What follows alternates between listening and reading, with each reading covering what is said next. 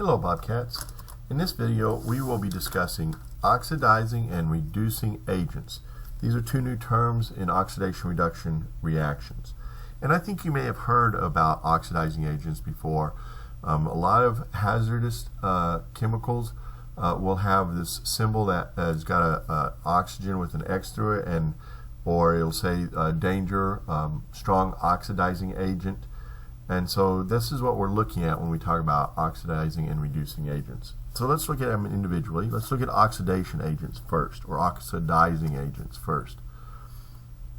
So an oxidizing agent is the element in the reaction that causes oxidation. So it's causing oxidation in the reaction. Now, because oxidation is loss of electrons and it's causing the loss of electrons of the other element, the oxidizing agent must be gaining electrons. So oxidizing agents gain electrons.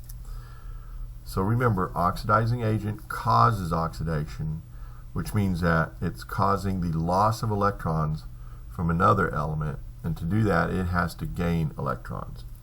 And because the oxidizing agent is gaining electrons, it undergoes reduction.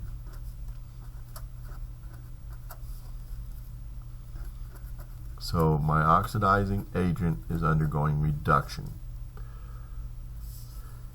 And we can think in terms of the oxidizing numbers, or oxidation numbers, sorry, the oxidation numbers of the atom is decreasing.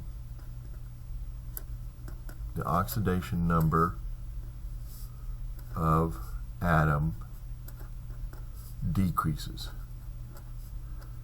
And what I mean by that is like on a number line. You're going from a high positive to a low positive or to negative as far as decreasing. So then we have reducing agents. Now a reducing agent causes reduction.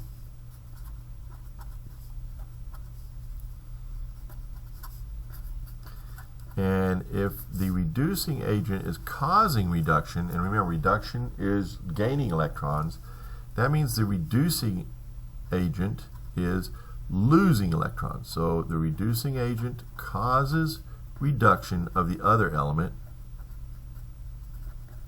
and therefore it must be losing electrons. So the reducing agent loses electrons to the other element so that the other element can go through reduction. But since the reducing agent is losing electrons, the reducing agent undergoes oxidation.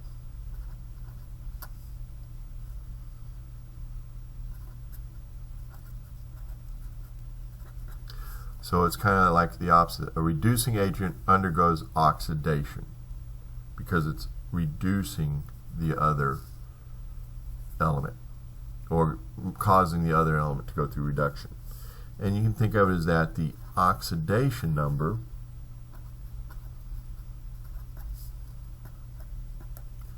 of the atom increases.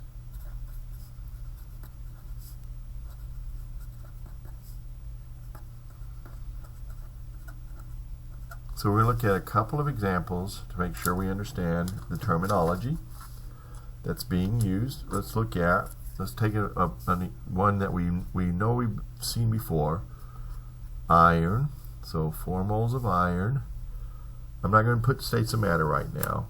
4 moles of iron plus 3 moles of oxygen gas produces 2 moles of iron 3 oxide. Sorry, iron 3 oxide. Let's go ahead and put the oxidation numbers so we can keep track of everything. So this is a 0 because it's elemental. This is 0. This is a 3 plus, and this is a 2 minus. Those are the oxidation numbers. So when I look at the iron is going from 0 to 3 plus.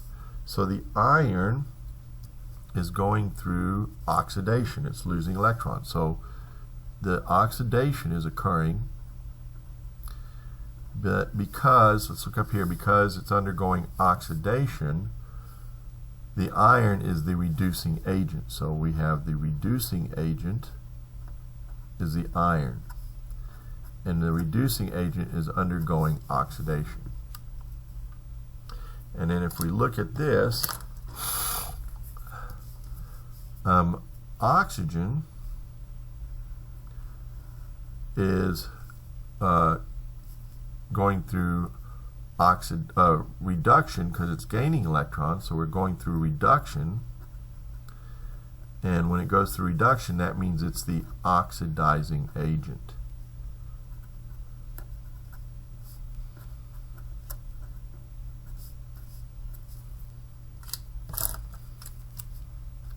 Okay, so let's look at this again.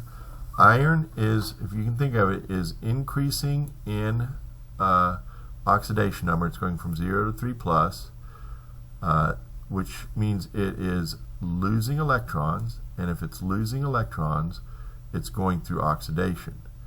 But when it goes through oxidation, it's causing reduction of this other element, right? This other element's going through reduction, so it's the reducing agent. And oxygen is going from 0 to 2 minus, it's gaining electrons, and therefore going through reduction, which means it is taking electrons from the other element or causing oxidation in the other element, so it's an oxidizing agent. Let's look at one more problem like this, where we have, let's take gasoline, C8H18. That is the gas that you buy from the gas station to run in your car. Plus oxygen goes to carbon dioxide plus water. I'm not going to put the states of matter. This is a combustion reaction. We're going to balance it real quick. So to do that, we've got 8 carbons. I need to put an 8. Well, I'll just balance it without going through it with you right now. It's a 2. There's 25 here. There's 16 here and an 18 here. But we want to look at the oxidation numbers. So let me get the green pen for the oxidation numbers. Remember, this H has got a 1 plus, so that's an 18 plus total. Now that means this has to be an 18 minus on this side, and 18 divided by 8 is a 2.25 minus. Now, it's okay if it's not a whole number, because remember, this is just a counting system. It's not really a charge. This has 0. This has a 2 minus, so this carbon that's a 4 minus, so this carbon has to be a 4 plus. And then, of course, we have 2 minus and a 1 plus. Now, when I look at this, we know that we have the carbon is going from a 2 minus, 2.25 minus to a 4 plus. So this is losing electrons. So here we have loss of electrons, which means it's going through oxidation, and if it's going through oxidation, it is the reducing agent.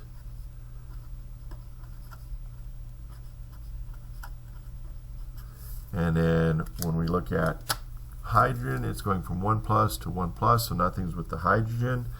But oxygen is going from 0 to 2 minus in both cases, so I'm just going to show 1. And that means it's gaining electrons, which means it's going through reduction, and if it's going through reduction, it is the oxidizing agent. So those are 2 terms to get familiar with: reducing agent and oxidizing agent. And that will be the end for this video. Thank you.